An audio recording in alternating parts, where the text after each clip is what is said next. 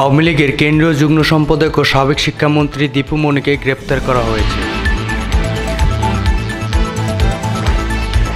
আজ সোমবার সন্ধ্যায় রাজধানীর বারিধারা ডিওএইচএস থেকে তাকে গ্রেপ্তার করা হয়। বিষয়টি নিশ্চিত করেছেন ঢাকা মহানগর পুলিশ গোয়েন্দা শাখার মোহাম্মদ জিয়াউদ্দিন আহমেদ।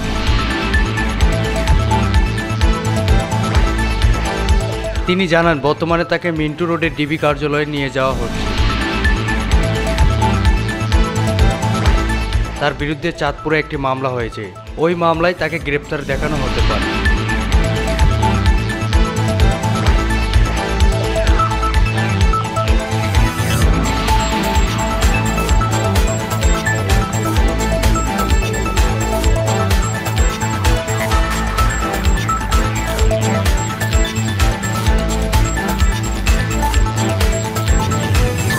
Khokon Ahmed, sky view.